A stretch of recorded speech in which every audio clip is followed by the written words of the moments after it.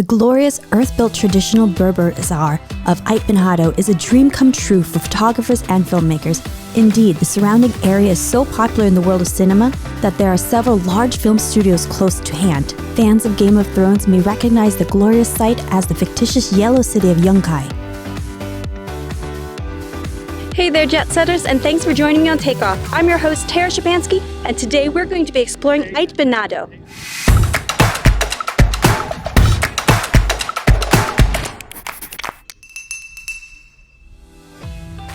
Drive out of Marrakesh heading southeast through winding mountain passes and barren desert landscapes, and in just under 4 hours you will arrive at the famous fortified village of Ait Ben Haddou.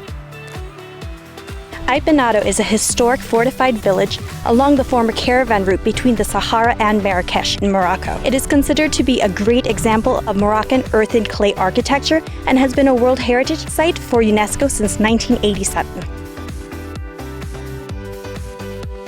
Ait Ben Haddou is almost a 1,000-year-old fortified village, or ksar, located on the route to the Sahara. Previously used as the meeting point for travelers from Sudan on their way to Marrakesh, is now an iconic Hollywood film set. This is actually where they made the ring. The movie Gladiator was filmed right here.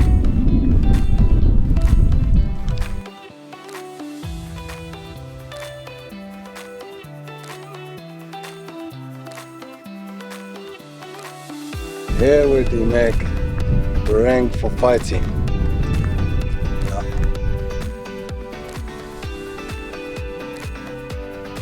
Ait Ben Haddou is mainly popular among big Hollywood producers who love to shoot films there, as it makes a timeless visual that is difficult to find elsewhere.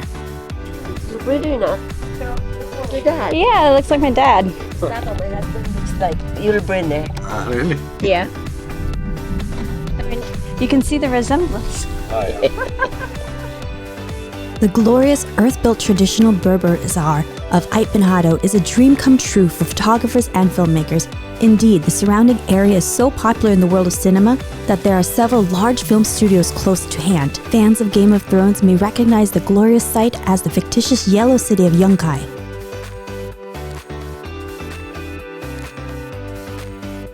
The towering sand-colored walls, narrow interior pathways and staircases, traditional abodes, and panoramic vistas have been featured in a number of movies, including Gladiator, Lawrence of Arabia, and Jewel of the Nile. The entrance gate seen in Game of Thrones is a mock-up constructed out of bamboo and was taken apart after filming was complete. It turns out there's another set piece hidden in plain sight. This one was constructed for Lawrence of Arabia, but built in stone, and therefore still remains on location here today. The village was an incredibly harmonious place. Small homes, a public square, a mosque, a caravanserai, and both a Muslim and Jewish cemetery for coexisting communities. On the way to the top of the village of Ait Ben Haddou, you will find plenty of souvenir shops, some restaurants, and really lovely cafes. Some of these are really popular spots for Instagram shots.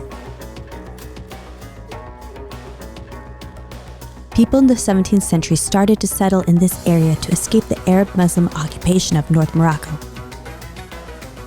Emblems on towers proudly proclaim the Berber people as free. There's plenty of evidence of the wisdom of people who survived fierce battles. These labyrinth-like passages prevent invaders from making a coordinated attack and advancing into the city.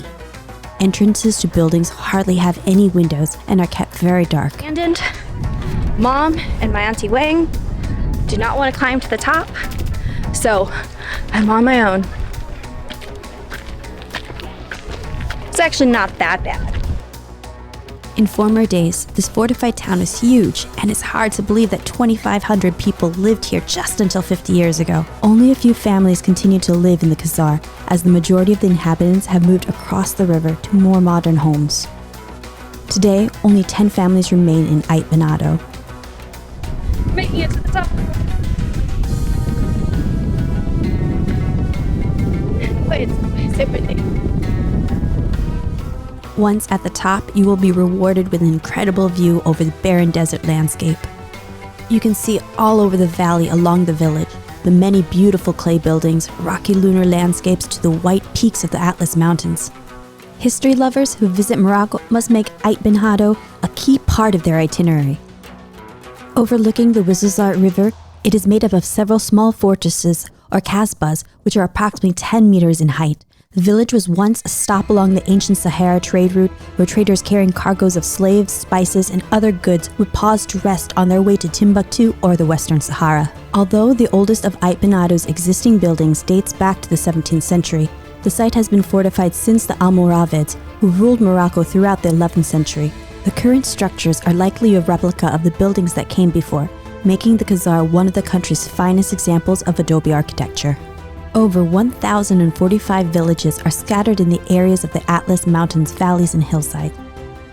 Like the desert itself, it is rendered in hues of tan and beige during the heat of the day and then painted with rose and ochre by the soft light of dawn and dusk.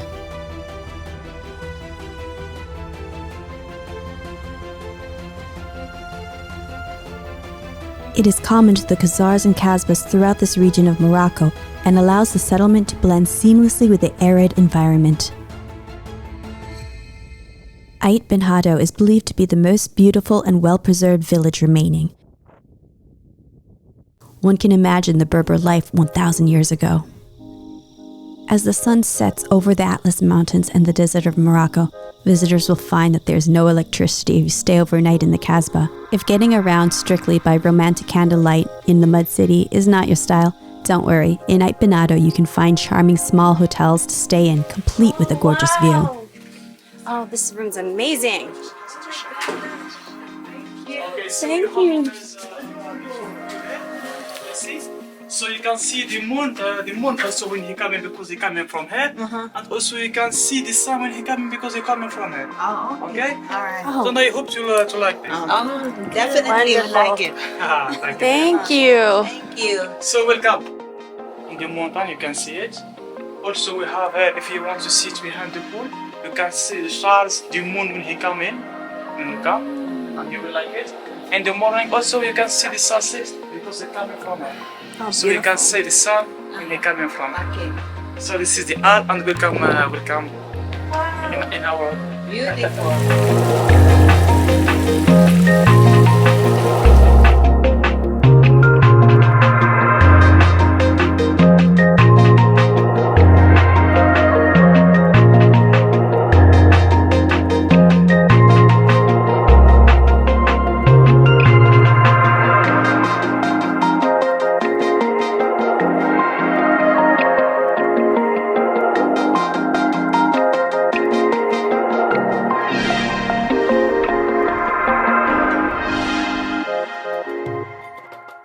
A trip to Ait Ben Haddou is like a visit back in time, to an era when the pace of life was slower and more placid.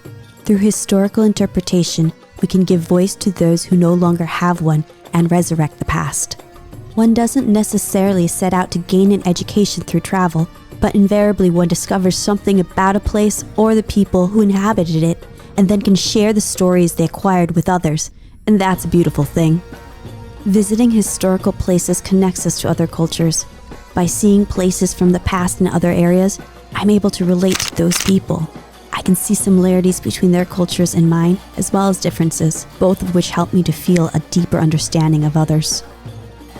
What is that eerie, overwhelming feeling you get from visiting a historical place, as if you have been transported to that era and can almost see the life of people in that time with you in it?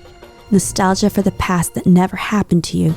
You're longing for a home that was never yours, and you wish to be in a time that never existed. I'll let you in on my dirty little secret. Historical places tantalize me, and if you're watching this, then you too. Historical places let us be voyeurs into the past and give us a chance to time travel by pulling back the curtain on a different age.